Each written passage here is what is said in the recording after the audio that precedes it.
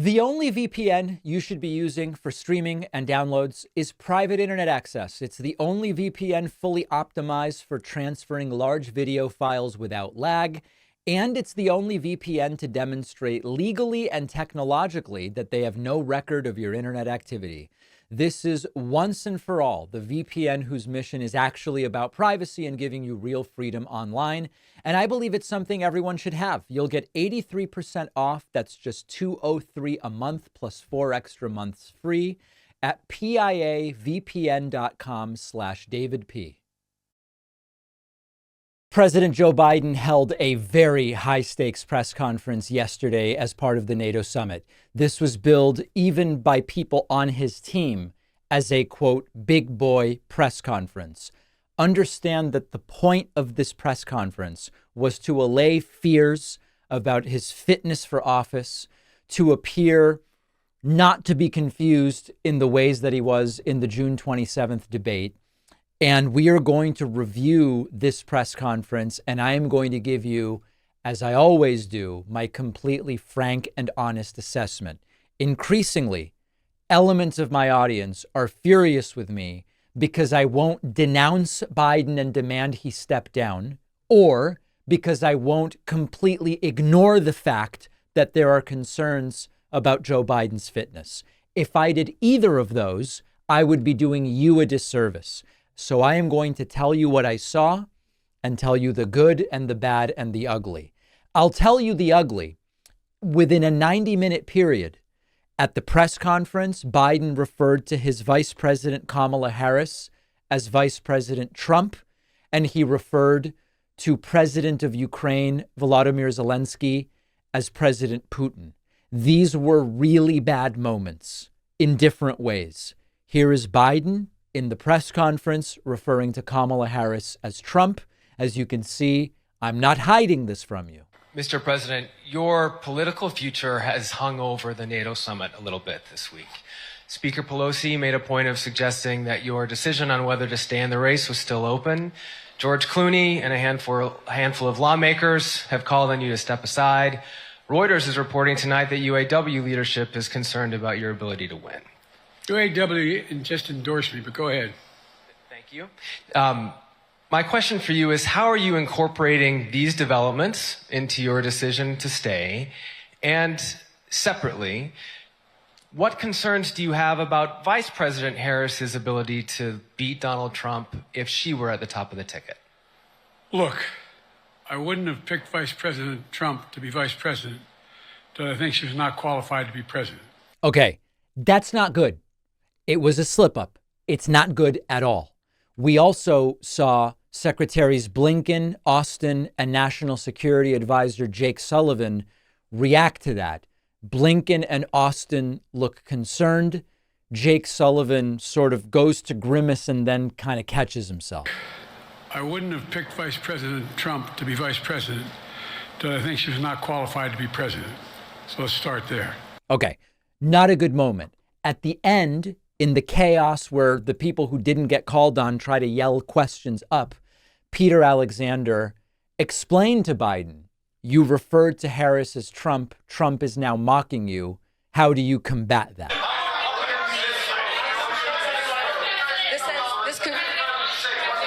This concludes. Respectfully, earlier you misspoke in your opening answer. You referred to Vice President Harris as Vice President Trump. Right now, Donald Trump is using that to mock your age and your memory. How do you combat that criticism from tonight? Listen to him. All right. So Biden's saying, if you're concerned about my age and fitness, simply listen to Trump. Okay. So that was probably the worst moment.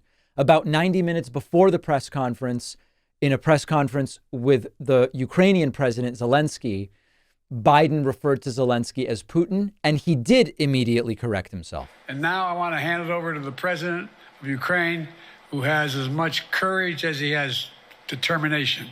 Ladies and gentlemen, President Putin. President Putin. He's going to beat President Putin. President Zelenskyy. I'm so focused on beating Putin, we got to worry about it. Anyway, Mr. President. I'm better. You are a hell of a... Okay. So these were the worst moments from the two events. We will get to the foreign policy in a moment. Joe Biden was asked about taking a cognitive test. Here was his answer. About the question of health exams, and you said you take a cognitive test every day in this job. Are you open to taking another physical or test before the election? Governor Whitmer of Michigan, for instance, said it wouldn't hurt to take a test. Well, look, two things. One, I've taken 3 significant and intense neurological exams by a neurologist. In each case, as recently as February. And they say I'm in good shape, okay? Although I do have a little problem with my left foot because it's not as sensitive because I broke my foot and didn't wear the boot. But I'm good. I'm tested every single day about my neurological capacity, the decisions I make every day. You talk to my staff, all of you talk to my staff. Sometimes my staff talks a lot. But the fact of the matter is, I don't think you have them telling you that all the major ideas we've undertaken haven't been in part initiated by me. I remember when the staff, I said, I'm going to go to South Korea. We're going to get the chip. What are you doing? I'm going to get Japan and Korea back together again after essentially having hostilities toward one another since the end of World War II. I'm going to move and see that we can expand it. You know, the only thing age does is help you with it, creates a little bit of wisdom if you pay attention.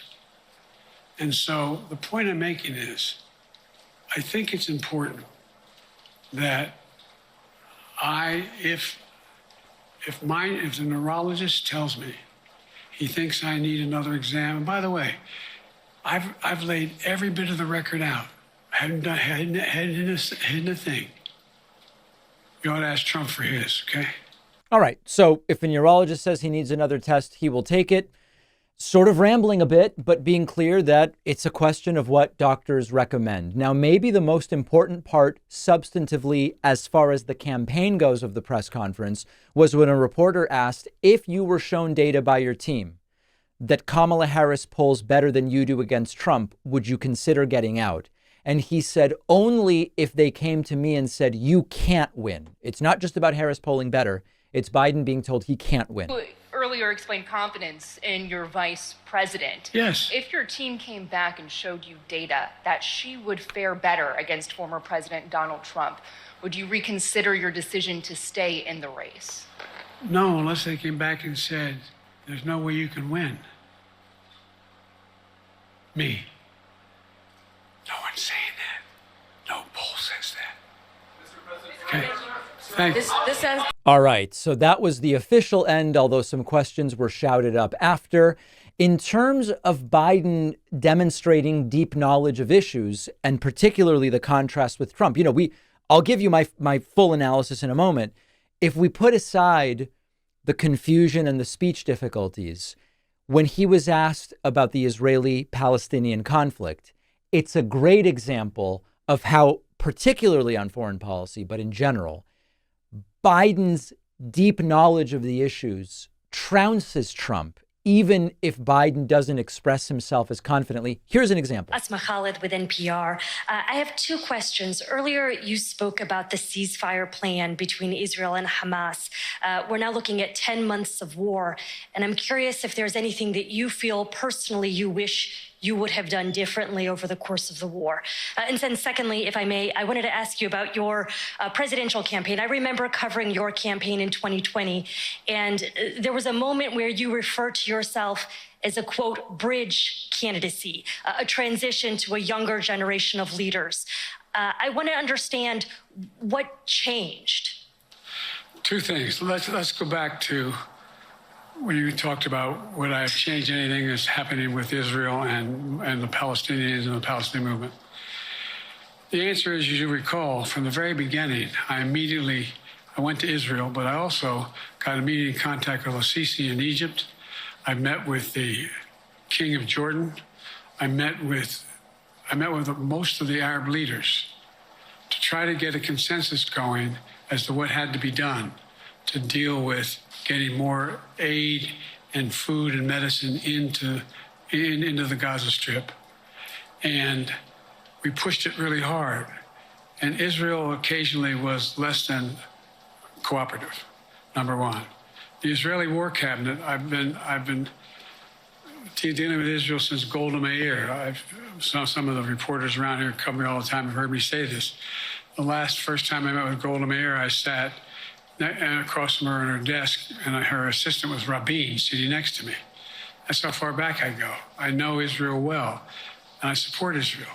But this war cabinet is one of the most conservative war cabinets in the history of Israel. So listen, he went on and remembered the second part of her question and dealt with it in detail. So what's the bottom line here? The bottom line here is Joe Biden answers questions, whereas Trump doesn't. Joe Biden displays deep knowledge of the issues, particularly foreign policy, whereas Trump doesn't. He clearly knows so much and also has so much experience, but he struggles with the speaking. He struggles with the taking it from the brain and putting it into the mouth, and sometimes he gets confused. He rambled at times.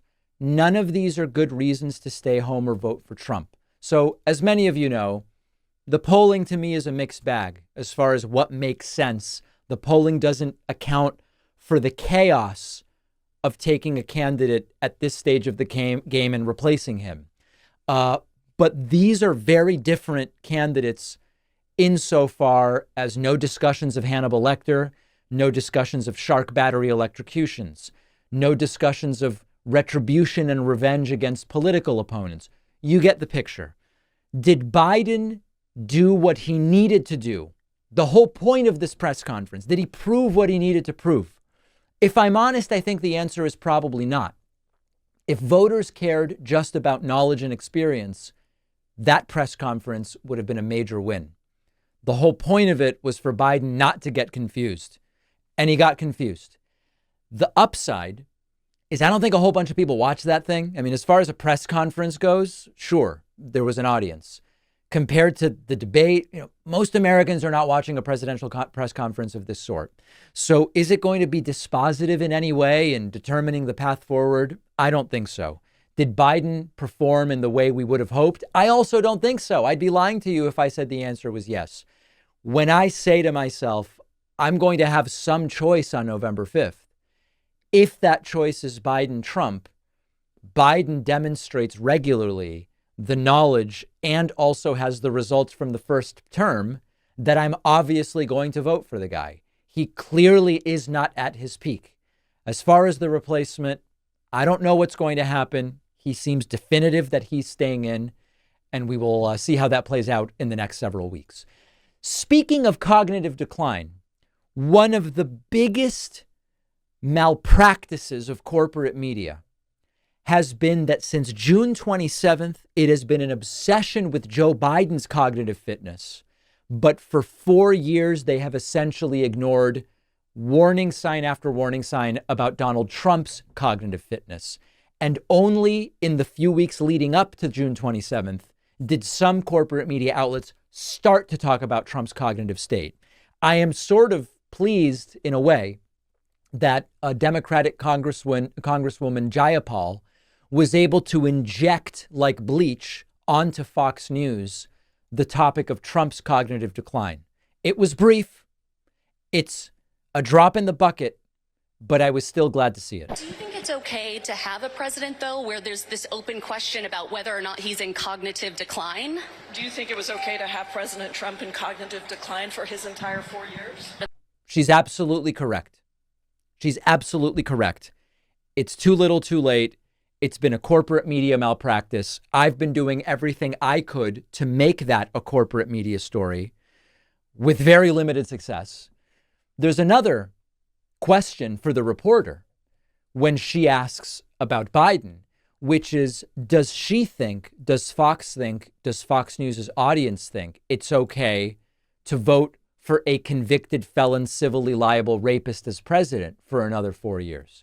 Do you think it's okay to have a civilly liable rapist, convicted felon, con man, liar for president? This is one way you can answer the question. Another way is the way that Congresswoman Jayapal did it. I know it's very little. I know it's just a tiny little sliver against the fire hose of falsehoods, but it's at least something. And I was glad to see it on Fox News. Get the Project 2025 white paper at davidpakman.com/Project 2025. This is crazy, but you can now pre-order my book also. It's not even supposed to be up and available yet, but my publisher has put it up on Amazon and the Apple bookstore and everywhere. If you go to Amazon or any bookseller and search for David Pakman Echo Machine, you can see that my forthcoming real big boy adult book is available for pre-order. So you can start doing that. We'll do a bigger sort of drive for pre-orders in the future, but it is available. Some of you noticing it, you can check that out. Let's take a very quick break and we'll be back right after this.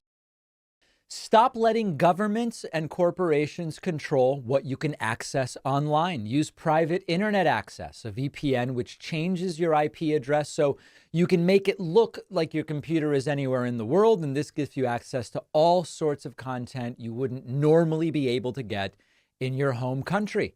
Our sponsor, Private Internet Access, is the only VPN fully optimized for streaming and large file sharing, and it is the only VPN to demonstrate legally and technologically they do not record your internet activity. With Private Internet Access, I can watch Argentinian soccer matches not normally available in the United States. I can watch a whole bunch of great shows on the UK and Australian versions of Netflix and Hulu. Imagine turning on your Netflix and having hundreds of new big name shows you can watch. You can use it on all of your devices with just a single account, including your TV. Private internet access is so easy. Your great grandmother could use it. You just download it and click one button to turn it on. That is it. Get private internet access for 83% off. That's just $203 a month plus 4 extra months for free. Go to piavpn.com/DavidP. The link is in the description. The David Pakman Show continues to be made possible primarily by our audience, folks like you who listen to the podcast, watch some YouTube clips, check out TikToks, TikToks, all of it. We're on Snapchat now. I don't know if you heard that, but the strongest people supposedly now are on Snapchat. Get all of the member perks, including the award-winning, world-famous bonus show by signing up at joinpakman.com. We have our first Democratic senator saying Biden should step aside and that Trump will win potentially by a landslide. His name is Michael Bennet. He is not necessarily like a celebrity senator. He's not like a Bernie Sanders, but he has been a solid supporter of the president's policies for sure, and said to CNN's Caitlin Collins, Trump is on track for a landslide victory, as well as Republicans taking the Senate, keeping the House. This is a dark scenario. Is there substance to it, though? Well, let's listen to what Michael Bennet had to say. Dana Bash reported that you, Senator John Tester, and Senator Sherrod Brown all said during that lunch that you don't think President Biden can win in 2024. Is that true? Well, it's true that I said that, and I did say that behind closed doors, and you guys and others asked whether I had said it, and that is what I said. So I figured I should come here and say it publicly. Why do you think he can't win in November? I just think this race is on a trajectory that is very worrisome if you care about the future of this country. Joe Biden was 9 points up at this time. The last time he was running, Hillary Clinton was 5 points up. This is the first time in more than 20 years that a Republican president has been up in this part of the campaign. Donald Trump is on track, I think, to win this election and maybe win it by a landslide and take with him the Senate and the House. And so for me, this isn't a question about polling. It's not a question about politics. It's a moral question about the future of our country. And I think it's critically important for us to come to grips with what we face if together we put this country on the path of electing Donald Trump again. So listen, there are a couple different things to talk about with regard to the facts as Michael Bennet is presenting them. If the goal is to defeat Trump, I don't know that coming out 4 months before the election, after one bad debate performance, which Professor Alan Lichtman told us on Wednesday has never made a difference in an election. When the polling actually says, hey, it's Democrats who could take the House back from Republicans while keeping the Senate, I don't know that you help your party by doing this. Now, I'm not a Democrat. My goal here is I think Biden's better than Trump. I think Kamala Harris is better than Trump. I think Gavin Newsom's better than Trump. If it's any of the three of them against Trump, I'm voting for them. And I think Trump's a danger and a disaster. I want to prevent Trump. I don't care about the Democratic Party. Michael Bennet, I guess, maybe does because he's a Democrat. You're certainly not helping your party when the overwhelming majority of those in the party have come out and said, listen, until Biden says otherwise, he's the nominee, and predicting a landslide that doesn't really seem to be based in fact. Now, let me address the possibility of landslides. Could there be a Republican landslide in November? There could be. No one serious is predicting it. I mean, I think it's important to consider the last red wave that was predicted failed. The last red wave saw Democrats grow control of the Senate rather than lose it. And yes, Democrats lost the House, but by quite a small margin with George Santos's departure and some other failings. It's the slimmest of slim margins. Certainly wasn't a red wave. So right now, no one's predicting a red wave. When there was a red wave last predicted, it failed to materialize. Could there be a landslide victory for Trump? Yeah, there could be. There could be.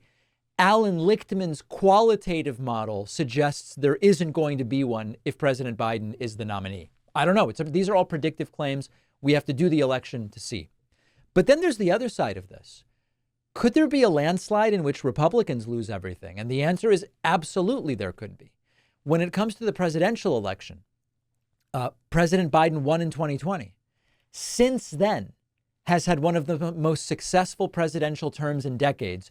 Demented or not, Parkinson's or not, he's figured out a way to put the right people around him. And on the other hand, Trump, who lost by 7 million votes in 2020 and obviously closer electorally, has only had bad things happen since then. What has Trump achieved positively since losing in 2020? Civilly liable sexual assault, rape definition met, 4 indictments, 34 criminal convictions, inciting a riot. So we can talk about the possibility of landslides. I think it's a fine conversation to have. There could be a landslide for Trump. There could be a landslide for whoever is the Democratic nominee. And as far as the House and Senate, I'm not seeing a single serious prediction of a red wave. So Michael Bennet can obviously say whatever he wants. I'm struggling to find the empirical basis for what he's saying. Let's go now from a Democrat to a Republican. Republican Congressman Greg Murphy appeared on sick, brown-nosing Trump sycophant Maria Bartiromo's Fox News show. And he had the gall, the testicular fortitude, the audacity, to say that Biden's state right now, his state of being, is like when Hitler was in his bunker, which of course culminated in Hitler taking his own life and that of Eva Braun. That's the analogy that Murphy makes. Listen to this. And what would you say about the path of some of these disorders? I mean, is this something that can be stable for a long time and, even though, or does it progress worse? Well, everybody's different with Parkinson's. Again, I'm not a Parkinson's physician, but I take care of older individuals. On his medicine list, there was not anything, something called levodopa or some of the other things that we see, but we don't know if the list is really being true of medications that are there to control symptoms. We don't see the cogwheeling that we saw with Hitler in his final days. That's what they have when they have this tremor. And so I just think we're being lied to. There you go. It's sort of so you got to consider Hitler's condition in the bunker, but we're being lied to here. Listen, I've said it before and I'll say it again. If Biden has early stage Parkinson's, for which at this point we don't have any proof, there was one doctor, I think, that showed up on NBC and said, it sort of looks like very early stage Parkinson's. Look up early stage and even second stage Parkinson's, and you will see that almost everyone with the earliest or the second earliest stage of Parkinson's can do just about everything that they were doing before. Am I going to... I don't believe at this time that I have the evidence to say Biden has Parkinson's. And remember, they did Hillary Parkinson's too, and that turned out to be false. But let's concede maybe Biden has early stage Parkinson's. So what? Look at what he's accomplished in his first term. Look at the fact that the alternative is a civilly liable rapist, convicted felon, anti-democratic, authoritarian, fascist wannabe who said he'd be a dictator on day one. I'm going to go and vote for that, or stay home, or write in Jill Stein because Biden maybe has early stage Parkinson's. Now, again, if he does have it, it should be at some point made public by the White House. But at this point, we don't have any evidence of that. The reason I'm talking about it in these terms is assume that what they are saying is true. It still doesn't change anything about who I would vote for in November. The question I have for you, and I hope you'll write in info@davidpakman.com and tell me, is if it turned out that your options are Trump with everything we know to be true about him and Biden with first stage Parkinson's, then what? Then who do you vote for? How does that change what you believe is best for the country? And by the way, now did I say Alzheimer's instead of Parkinson's at some point during this segment? If I did, I've been meaning to talk about Parkinson's the entire time. Let me clarify that. I'm now having one of those doubts where I'm like, did I misspeak during this? We're talking about first stage Parkinson's versus Trump. Does it make a difference to you in who you vote for? To me, it does not. I have a really wacky video from MyPillow CEO and founder Mike Lindell, known colloquially to our audience simply as Pillow or Mike Pillow. He says he hopes Trump will appoint him Deputy Secretary of Homeland Security. Now, I know that this is whacked out, crazy stuff, but there's something very real and very scary that we have to contend with here. Okay, here's Pillow on news on Real America's Voice. He might do it this week. Mike Lindell, can you confirm, have you been asked by President Trump to be his running mate on the ticket for 2024? No, I haven't. I have not been asked, you guys. And I will tell you this. If he asks me to do anything, I'm hoping it's when he gets in, that he puts me in charge of the elections and where we can get our election platforms completely fixed. Ooh, I like that. I think the election bureau should be, which I have already set up, should be part of Homeland Security, Jack, so that because remember, our government deemed our elections critical infrastructure. And so that's what I hope that he would do, would have a place for me there, because in the last 3 years, I've lived and breathed it. I know what we need to have secure elections, and I really think I could do a good job of getting this country to a great place like you have over in the UK. All right, so listen, do I think that Pillow is likely to be Trump's Secretary of Homeland Security or Deputy Secretary of Homeland Security? Probably not. What the hell do I know? Trump's done crazier things. But there's a reason I'm playing this for you. Because Pillow will be the type of person that is going to be in Trump's ecosystem if he becomes president. Think back to Trump's first term. Who were Trump's more sane cabinet members? And I know that we're talking about, pick your poison, right? Rex Tillerson as Secretary of State was a less overtly whacked out person. And he was not a good fit at the end of the day. Trump was restrained. He didn't really pick the whack jobs that he would like to pick. Trump's also deteriorated himself a lot since he was president. So the sort of thing we're going to have to contend with if Donald Trump gets 4 years in the Oval Office is, dare I say, Attorney General Alina Habba. Wow. Think about that for a moment. Okay. Secretary of Education. Who the hell knows, right? I mean, they want to destroy public education from the inside out. The point here is not Mike Pillow will be appointed as Trump's Deputy Secretary of Homeland Security. It's that people like him are going to be all over this administration. Now, on the counterpoint, when I consider the concerns about Joe Biden cognitively, and I think, heck, you know what? The people he put around him are so good that despite whatever he's struggling with, he had one of the most successful presidential terms in decades. And whether it's Biden or Biden and then Harris if Biden were to step down after winning, or whatever scenario you want to acknowledge from these right wingers, it's going to be basically the same. Sober, competent people who are just going to get things done. So it is about Project 2025. And if you haven't checked out the white paper at davidpakman.com/Project 2025, do so. It's completely free. It is about the team around Joe Biden versus the team around Donald Trump. And that's part of what we are seeing here. But it's also about an inflection point. And this is something I've been talking about extensively. 2028, we're always thinking of the next thing. 2028's texture, to use a Rachel Maddow term, the texture of 2028 will be completely shaped by 2024. Is MAGA reinvigorated and now is a real force in 2028? Or do we put them in the dustbin of history, right? That's where woke comes to die. We put MAGA in the dustbin of history, like Ron DeSantis wants to do.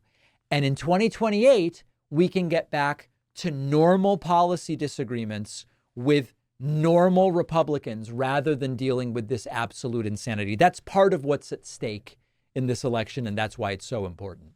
Make sure, if nothing else, that you have left us a review on iTunes or Spotify for the podcast. Costs nothing. Or you've subscribed to our YouTube channel at youtube.com/The David Pakman Show. Let's take a break. I want to look at swing states. I want to look at a number of other things after we hear from just a sponsor or two. Don't forget that the best way to support The David Pakman Show is by becoming a member, which gives you access to the daily bonus show, the regular show with no commercials. You also get access to our entire archive of every episode dating back a really long time, and plenty of other awesome membership perks. Go to joinpakman.com, joinpakman.com. You know, one of the things we're kind of looking for right now in assessing the state of partisan politics in the United States, what's going to happen in November in this presidential race after the very meaningful, in many ways, presidential debate between Joe Biden and Donald Trump. One of the things we're looking for is signal in the middle of all the noise. And that's really at the core of looking at fundraising, because fundraising can be a proxy to enthusiasm, to figure out which of the narratives about that presidential debate is really the one that is meaningful in thinking about what is next. Or national polling between Trump and Biden. Or what about a generic congressional ballot looking at states? The point is to find some signal in all of the noise that often will just be Biden's the only one that can win. Biden should drop out, or whatever else the case may be. One of the alternatives to looking at national polling, which we have done, is to look at swing states. And there's some very interesting new data from swing states. Business Insider reports Biden has actually narrowed the gap with Trump in key swing states despite disastrous debate, new polling shows. We're going to look at what the polling is. This is saying, hey, you know what? You were right, David. Just looking at national numbers doesn't really tell us what we need to know. The fact that Trump's lead went from 1.5 to 3 nationally after the debate on average doesn't really tell us what we need to know, because if some of that shift is in California, Biden's still going to win California, although maybe by a little bit less than he otherwise would have. Or Texas is still going to be won by Trump, maybe just by 2 more points than it normally would. So this gets us to swing states. Realistically, this is an election, even after the debate, it will probably still come down to 500,000 votes in 3 to 5 states. What's happening in those key states? Well, let's take a look. The article explains. Joe Biden's widely panned debate sent his campaign reeling. But while some recent polls show Trump with wider leads than before the debate, a new Bloomberg News Morning Consult poll shows Biden making up ground in the most important places of all, swing states. Trump, in the latest survey, had a 47-45 lead over Biden in swing states. That's the closest it has been in this poll, dating all the way back to last fall. Biden leads Trump in Michigan and Wisconsin. The president trails Trump, but remains within the margin of error in Arizona, Georgia, Nevada, and North Carolina. It's not all good news for Biden. Biden was behind by 7 in Pennsylvania, where he was born and spent a lot of campaign time. Trump leading 51-44 in Pennsylvania. That is not a good sign, amidst some other good signs. The Bloomberg News Morning Consult survey also found that 39% of swing state voters, a number well short of a majority, feels Biden should definitely or probably continue on with his candidacy. Biden registered higher support among liberals. For Trump, 50% say that Trump should definitely or probably stay in the race. So a few important takeaways here that are really important. After Biden's debate performance, we still have half of respondents saying Trump should get out of the race. And this is something we spoke about earlier this week. For all of the calls and discussions that Biden must get out, isn't it Trump really who should absolutely get out? Whatever you think about Joe Biden's health, make it a different question, make it a separate question from Trump. Shouldn't the convicted felon, civilly liable rapist drop out of the race? Isn't that abundantly clear at this point in time? So one takeaway is, when we look at a poll that says 72% believe Biden is unfit to serve, 50% in the same poll say Trump is unfit to serve. It's not 72 versus 0. It's 72 versus 50. And once you understand that, the allegedly obvious nature of the case to be made one way or the other becomes far less obvious. Secondly, you can interpret these swing state polls any way you want. And as we go back to the concept of looking for signal in all of the noise, as I've said before, on the one hand, you can say, wow, Trump's lead nationally has more than doubled, going from 1.5 to 3.3 since the debate. That's terrible for Biden. On the other hand, you can say, absolutely terrible debate by Biden, one of the worst we've seen in a long time, and he's still only losing by 3.3. You can make a counterpoint to that, which some of you wrote to me and said, despite Trump being a convicted felon and civilly liable rapist, Biden still can't even tie him. That's a bad sign. The point is, this is all in the framing. And I lean more and more as the days go by towards the Alan Lichtman perspective, which is the debate performance, as bad as it was. And people write to me and they go, David, it wasn't that bad. If you read the debate transcript, it wasn't that bad. Well, a debate is more than a transcript. So I reject that. I think the debate was bad. But the debate being bad doesn't change the underlying structure of this race. And I know I'm now repeating myself from earlier this week and last week, but Biden's debate performance doesn't change the accomplishments that he's had. It doesn't change the state of the economy. It doesn't change what he's done on student loans and cannabis and pharmaceutical cost and all of these other things.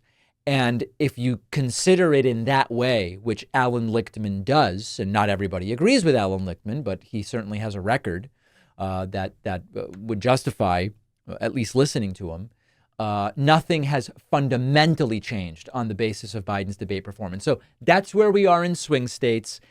I struggle to believe that Biden is going to win this election without winning Pennsylvania. So there's no doubt that Trump leading by 7 in Pennsylvania is a problem, but that doesn't mean things can't change between now and November. So that's where we are on swing states. I meant to get to this next story earlier in the week. I didn't have time. I still want to talk about it because it goes to one of the great, I don't know if it's an irony, but one of the great elements of disgust from the modern MAGA right. I have never seen Marjorie Taylor Greene self-humiliate herself the way she did over the 4th of July holiday. The New Republic has a nice article about it. Marjorie Taylor Greene roasted after flunking basic history lesson. Marjorie Taylor Greene put out a tweet on Twitter, or we might call it an excretion on X, where she said, the average age of the signers of the Declaration of Independence on July 4, 1776 was 44 years old, but more than a dozen were 35 or younger. And she goes on to list, Thomas Jefferson was 33 at the time. John Hancock was 39. James Madison was only 25. Alexander Hamilton was 21. James Monroe was 18. Aaron Burr was 20. Paul Revere was 41. George Washington was only 44. Of course, the problem with this tweet from the monopolizer of patriotism is that James Madison, Alexander Hamilton, James Monroe, Aaron Burr, Paul Revere, George Washington weren't signers of the Declaration of Independence. They were not signers. You know, while you're at it, the Stay Puft Marshmallow Man was a mere boy of 12 when he signed the Constitution. No, listen, there's a really serious story here. It's not just that Marjorie Taylor Greene is a moron, which of course is true and is part of the story. If Marjorie Taylor Greene did not have citizenship by birth, she would fail the citizenship test that legal immigrants have to pass to become citizens. There's no doubt in my mind whatsoever. And so what is the point of mentioning that? Well, there's a few different points. Number one, the modern MAGA right is built on certain false pretenses and failed principles. And one of those principles is that we should be naturally charitable to American-born citizens, and we should have a natural skepticism about the patriotism, intelligence, and value of naturalized citizens, mere permanent residents, certainly undocumented immigrants, etc. But Marjorie Taylor Greene herself contradicts and undercuts that notion that the MAGA right pushes. But then there's an even bigger story that I think is worth mentioning as well, which is that for as long as I've been following and covering American politics to any degree, and this goes back before I did a show when I was a mere boy and was following and against the war in Iraq carried out by George W. Bush. The Republican Party often lays claim unilaterally to patriotism, to an attachment, connection, or reverence for the founding fathers, the founding documents, the good old way things used to be, or whatever the case may be. And Marjorie Taylor Greene, as if we needed yet another reminder, does remind us that it's all a house of cards. While they claim to be the ones who really respect and understand the foundation on which this country was built, better than anybody else, they will tell you, but certainly better than all the groups I mentioned, naturalized citizens, permanent residents, undocumented immigrants, but better than left-wingers, better than progressives, better than Democrats, better than college professors, better than whoever. And it goes once again to here is what they like to say they are about, and here is the reality once it's tested or once their principles become inconvenient, whether it's low regulation and business freedom, which they stand for, until it's inconvenient to the politics they are trying to push. So listen, Marjorie Taylor Greene reminding us of something we should all know. I don't think she could pass the citizenship test at all. I don't think there's any chance that she could. And she humiliates herself over the 4th of July weekend. And as far as I checked this morning, she still hasn't even taken this post down, which fortunately even on X has a community note saying, hey, she's listing people as signers of the Constitution who did not actually sign the Constitution. Pathetic, but not surprising. Marjorie Taylor Greene has no business. I don't want to insult any profession. You know, sometimes people go, I wouldn't even trust her to walk my dog. But there's nothing wrong with being a skilled dog walker. Like, I don't want to insult dog walkers. You know, people use those types of phrases. Let me put it this way. Not only should Marjorie Taylor Greene not be making decisions for small groups of people in any kind of menial job you could imagine, she certainly shouldn't be involved in any decision-making for the country as an elected member of the House of Representatives. She'll probably get reelected in November, but maybe we can give her the boot in 2026. If you value what we do at The David Pakman Show, remember to support us on Patreon. Go to patreon.com/David Pakman Show, where you can get access to behind-the-scenes videos, the daily bonus show, the commercial-free daily show. You can support the show for as little as $2 a month. Check it out at patreon.com/David Pakman Show. All right, let's get into Friday feedback, also known as the Friday feed bag. Back on Friday this week, last week on Wednesday, because of the holiday, it was crazy. People were furious. They took it out on me. But now everything's back to normal. Really, it seems the audience are creatures of habit. We like Friday feedback on Friday, so let's get to it. And this first question relates to something. It'll be a little bit of housekeeping, I think is the way I will say it. We out here in Smallbany posted to the subreddit David and future roundtable discussions. On the show today, David discussed the possibility of roundtable style discussions in the future. However, in a segment from about 2 years ago, David was brutally attacked by Alex Jones, who asserted that David was not a knight of the round table. David concurred. Will this lack of status jeopardize such roundtable discussions? Yeah, so listen, that's a very funny joke, but we've had now some of these panels, debates, roundtable discussions, call them what you will. A couple thoughts that we're having internally. Number one, 2 guests seem to work better than 3 in most cases, partially because of my inability to really control and guide the conversation as effectively when there are 3 guests. Maybe I need more practice, right? But it seems that 2 guests rather than 3 maybe is better for our show. Secondly, the full hour for most topics is probably too long for one of these panels or debates. So we are leaning more towards like 30, depending on the topic, 25 to 40-ish minutes, 30, 35, something like that. Those are kind of our early thoughts about the panels and debates. Interestingly, most people hate anything new that we do. How dare I try anything different? But actually got quite a bit of positive feedback in general about the format.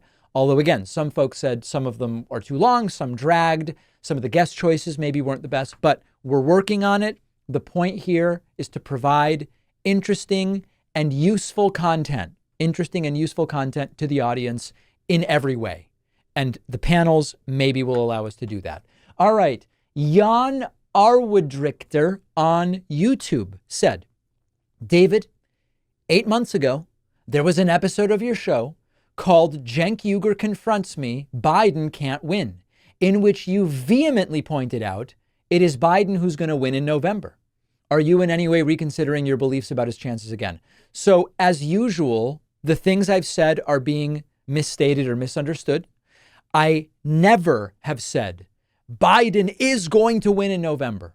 What I have pointed out and what I said in my discussion with Cenk is that when I look at historical factors and zoom out and think about the sort of election that this is, presidents tend to get reelected. And so at minimum, it's not obvious that Biden can't win. I did not say once during that conversation, Biden is going to win. In addition to that, I am regularly reconsidering my beliefs. And Joe Biden's debate performance has influenced my beliefs. The conversations we've been having on the show about the issue have influenced my beliefs. And that's what has led to the more balanced, I guess I would say, perspective that I have presented on this issue over the last couple of weeks. So there's really no gotcha there. Just please accurately state what I've said. Fire the Torpedo has a different perspective and wrote on the subreddit, liberals massively overreacting as usual, and writes, it comes down to numbers. Trump lost the last election and since then has been convicted of crimes. Remember the panic over the red wave? Never happened. Everyone said the red wave was coming and absolutely nothing happened. Trump didn't have enough votes to do it last time, and he has only lost voters since then. Maybe Biden didn't convince any new voters to come to him, but Trump has definitely lost plenty since the last time he lost the election. If Trump was literally any other candidate, I would be worried. But everyone already knows he's a lousy president. Save this post, and remember I told you so in November. Biden is far from the ideal candidate, but he's a billion times more worthy than Trump. This is one of the perspectives that I'm hearing. I'm hearing from some in my audience, Biden can't win, he's got to go now. And I'm hearing Biden's the only guy that can win. He's the president, Trump's terrible. That debate won't matter in the end. Everyone is entitled to their opinion. These are predictions. We won't know who's right until we see what happens November 5th. And we can influence what happens on November 5th. A user Quincy Q writes, Trump's VP shortlist is a snooze fest. Apparently, the 4 top contenders are Burgum, Vance, Rubio, and Scott. What a boring list of mediocre white right-wingers. Scott may be an exception to that, but he's still weak and uninspiring. Yeah, Marco Rubio is Hispanic also. I guess he's Hispanic white. I don't know. He goes on to say, I know many political strategists say VP picks don't mean much, but will a boring VP pick put Trump at a bigger disadvantage? Is he incapable of picking a woman due to his own ego? The woman thing I don't know about. There was one point where Trump was signaling he was going to definitely pick a woman. It's now not really seeming like that's likely. Trump wants a doormat. Trump wants a loyalist as defined by him, which is if I tell you on January whatever that you've got to go and do whatever, you need to do it without asking questions. Mike Pence asked questions. Not that it's a very high bar that we're setting, but Mike Pence was like, wait a second, I don't know about this. Trump wants a boring doormat who won't get any of the attention that he craves. And so it makes sense that he would go with boring people. Why would we outlined this in my video about VP choices? Why wouldn't Trump go for someone like a Marjorie Taylor Greene? She's a total sycophant. She's a total brown noser. She's a total loyalist. She will get too much attention. Trump wants the attention on himself. Silason wrote on the subreddit, I'm torn. On one hand, I don't think David should interview obviously mentally ill people like Royce White. On the other hand, the Republican Party seems to be determined to put these sorts of people on ballots, so it's obviously newsworthy. This is such a crazy thing, and I've spoken about this with friends from other parts of the world where fewer of their political candidates are obviously mentally ill, okay? We have a reality in the United States where the Republican Party, especially for lower office, is disproportionately putting forward candidates that are very obviously mentally ill. Undiagnosed, certainly untreated. It's a reality, okay? I'm not diagnosing any specific person with any specific condition, but in general, a lot of these Republican candidates are very obviously mentally ill. What do we do as people who want to examine their beliefs? Do we say, well, they're so mentally ill, I'm not going to interview them? And then what? Their views aren't exposed. People don't hear about them. People don't hear about, hey, maybe I should consider donating to the opponent. So the way we've tended to handle this is if publicists come to us and they say, hey, we have someone here who's doing an interview circuit. Will you have them on? There have been mentally ill people that have ended up on the show that way. It's not really up to me to say this entire publicity tour shouldn't be happening. They're making statements. They're putting themselves forward, subjecting themselves to examination of those beliefs. I will speak to them and I will try to use whatever assessment I make of their mental health to decide how to handle the interview.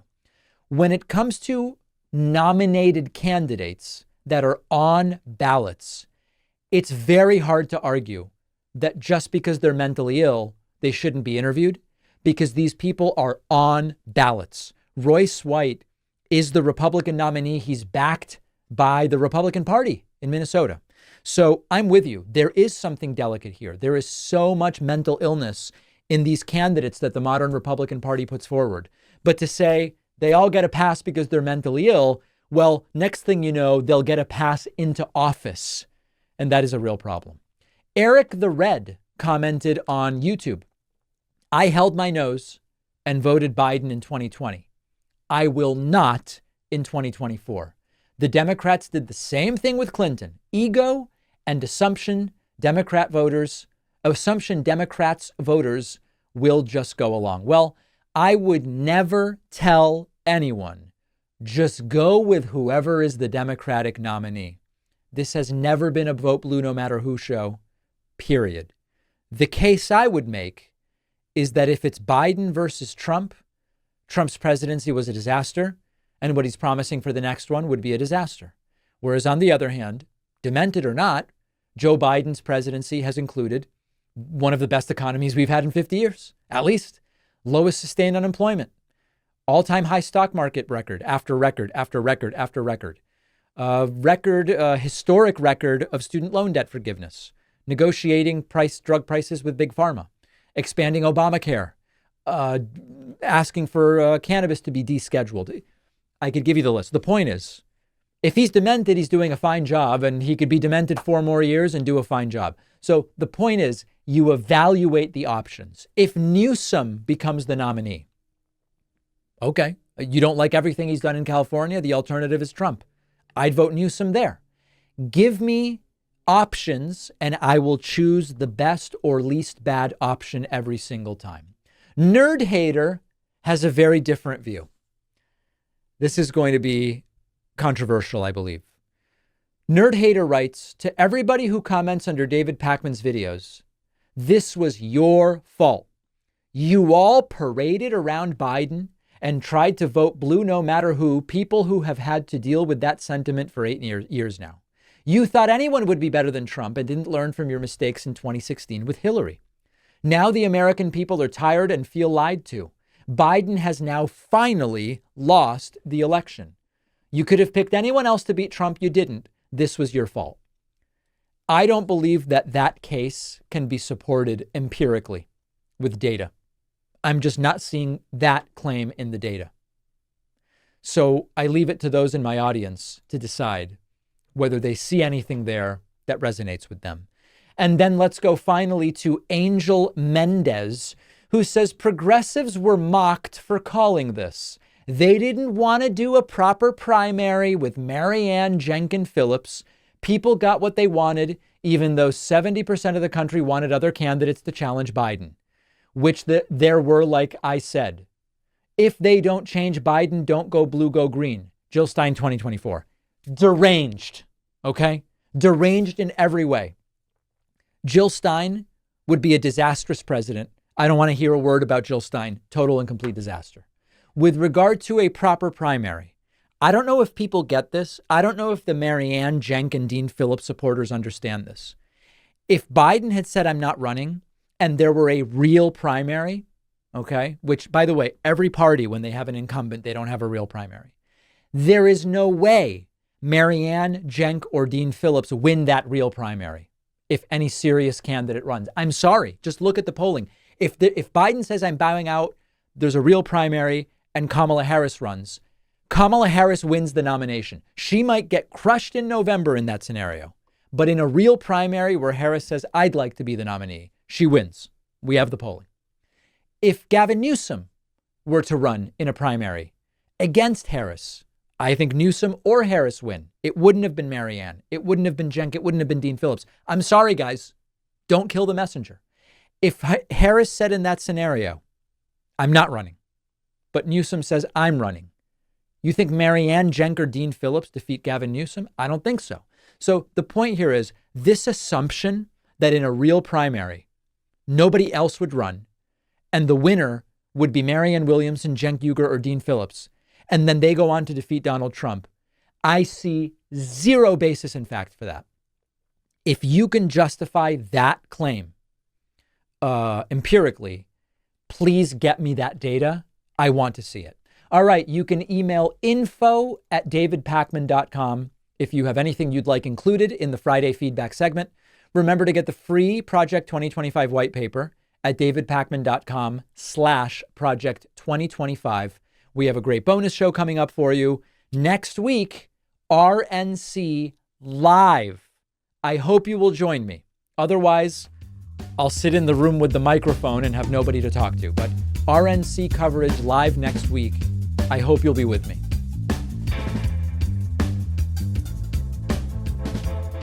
Thanks a lot for watching today's show. I just want to take a second to tell you about today's sponsors.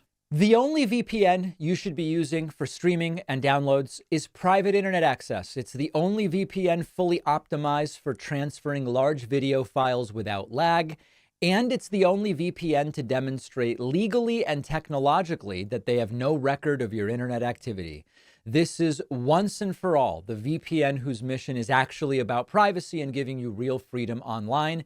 And I believe it's something everyone should have. You'll get 83% off. That's just $203 a month plus 4 extra months free at piavpn.com/DavidP.